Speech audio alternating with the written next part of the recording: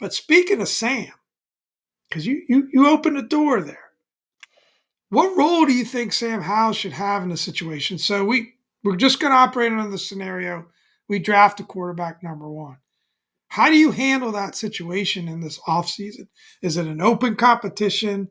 Are you clearly saying he's the backup? What's your approach? And then I'll give you what I think we should do there. It's like a should and will, right? What should happen is we say, hey, we took Jaden Daniels number 2 overall, or we took Drake May number 2 overall. He's our starting quarterback. Caleb proved a lot and has shown he can be, at minimum, a very competent backup in the league. Or, excuse me, Sam proved a lot, showed he can be, at minimum, a very competent backup in the league last year. So we're going to let him be our backup, especially because fifth round draft pick, cheap, whatever. And he's proven that he can come in and finish the game for you if you need. We're going to have him as our backup quarterback. That's what should happen. What will happen is they'll bring the guy in. They'll say, open competition. We want to compete. We know that that's Dan Quinn's thing is competition, and he only wants to bring guys in who want to compete. And it's going to be like the Ryan Fitzpatrick, Taylor Heineke quarterback competition. At the end of the day, you're going to start that guy that got drafted number 2 overall. That's what I think is going to happen. What a comparison. How I about think that? so. Here's what I think. I like that one. Very left field.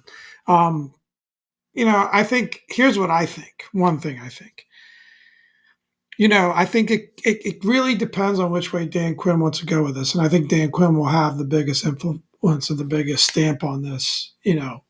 From it, he could make it an open competition. And if Sam, which I think is a very real possibility at this stage, I mean, you can't forget, Sam's got 18 games under his belt as a starter, 2 years in the NFL.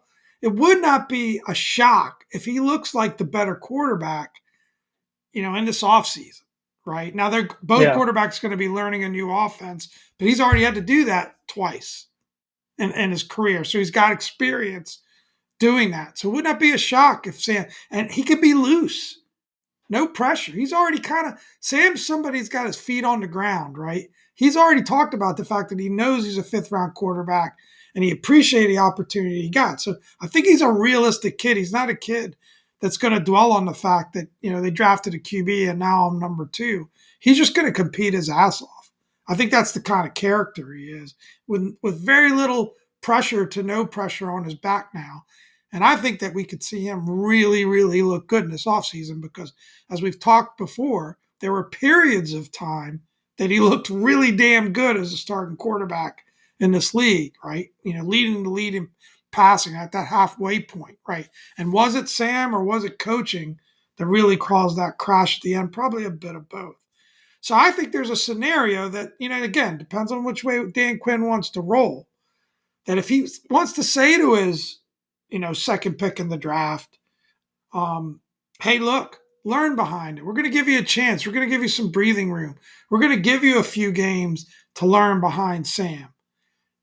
Maybe that's not a terrible scenario to go through. And if you're using Pat Mahomes as your blueprint for this, Pat's out of here.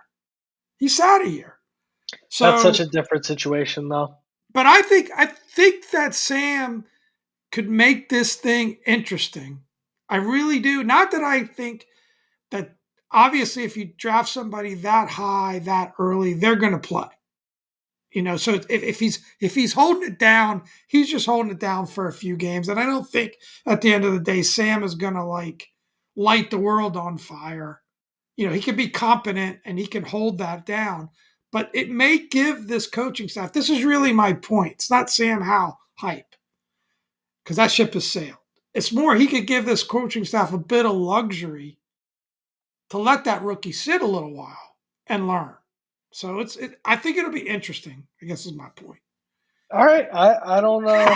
You're not convinced at I don't all. agree. I don't agree. I think if you're drafting a guy number 2 overall, I mean, if you want somebody to compete with Sam, trade back, take JJ McCarthy and get a tackle while you're at it. Like You got I to make don't sure the kid's ready, though. We know Sam can start in this league. You have to make sure you got to do the right thing by this rookie. If the I don't kid's know that ready and he clearly looks better, play him. I'm good with that. But if I he's don't want not, to I don't want to turn this into a Sam Howell debate. I will just say I Pop is the one who said we know Sam Howell can start in this league. I don't know if we know Sam Howell can start in this league at this point. I'm going to leave it at that. Sam I Howell is your Taylor Heineke to me. Yeah, I think so. I I don't think I think the Mahomes situation was so different because you have a guy in Alex Smith who was playing MVP level football, and you have a team that was already winning and in good shape before when they got Mahomes. So I think that's a completely it's like if you want to learn behind a heady vet, you know, if like I would almost be more in favor of him sitting behind Brissett than I would be behind Howell. But that's a totally different Yeah, I conversation that completely disagree with you I don't there want to get because I think into. you also need to know where you're at as a team, and this is a rebuild.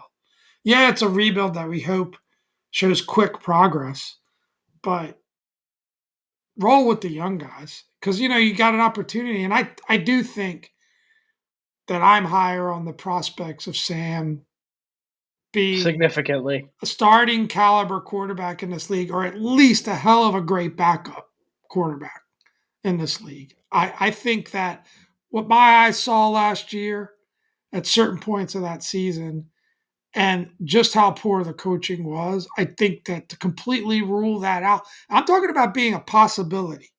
I'm not predicting that it's a done deal, but I think shutting the door on that possibility based on what we saw, I don't think makes sense to me.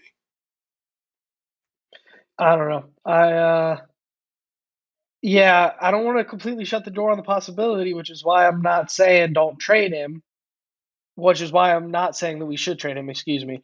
Because yeah, there's a chance that we take this guy number 2 overall and he's a bust, right? And then we got to go somewhere. But I think you said it. It's a rebuild that we hope can go faster than we wanted to. And there's nothing that accelerates a rebuild faster than a stud quarterback. We saw it in Cincinnati. We saw it in Indy last year for a brief period of time before Richardson got hurt. We saw it in Houston last year.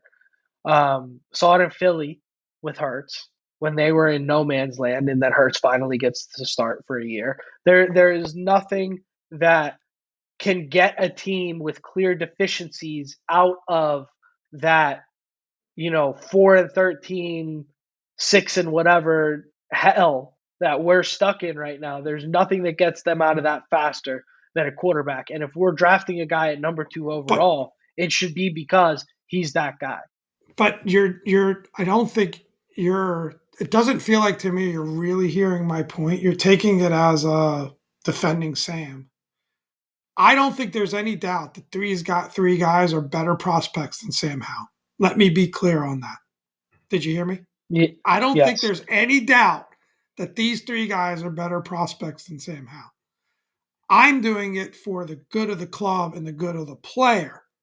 That's what I'm talking about. That if they're not ready, and we've seen the benefit of guys sitting, there's many examples. Top of the list, right, is Pat. So that's all I'm saying. That it gives them a little bit of a luxury to do that if they judge it to be the best thing for the player and for the team.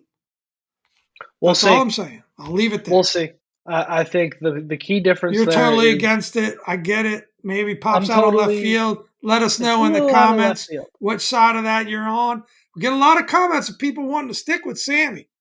We do get a lot of comments of We do, and you'll be able to figure out pretty quickly which one of us is replying based that. off of the content there. But yeah, again, if we had a good, solid, heady veteran for the guy to sit behind and learn, it would maybe change my opinion a little bit. But we Man, you don't. disrespect Sam. Sam is not a solid, heady veteran. Sam's a guy that He's barely, closer to that than these rookies will be. yeah, by the skin of his polinas, but fine. Uh, Anyways, I mean, 18 starts on a 4-13 team. Sure, he's closer to a heady veteran, but he I ain't think the Alex Smith. bigger I think the bigger point of all this to put a bow on it, I just think it's going to be so fun to watch. We It'll don't be know. interesting. That's the bottom line. We don't know. We don't know what's going to happen and who they're going to pick at quarterback, how it's all going to play out. But it's just going to be really fun to watch. And It I will think be. that's the thing to look forward to. And Pop threw me for a curveball. I had a curveball ready for you, Pop, but that your curveball out curved mine. Let's put it that way. I'll save my curveball for another episode. That was Let's do I it. wasn't I wasn't ready for Sam Howell starting 2024 talks, but It was on the agenda. It was it on was the on the agenda. it was on the What did agenda. the I agenda wasn't. say? It was on the agenda. I wasn't ready for 8 minutes of it, and you to feel as strongly as you feel about it. I thought it was going to be a quick, hey, no, let's move on. But it's cool. Hey, that's what we're here for. Let's wrap this thing up, man. Without further ado, I've been Dom. This is Pop. Thanks for watching, guys.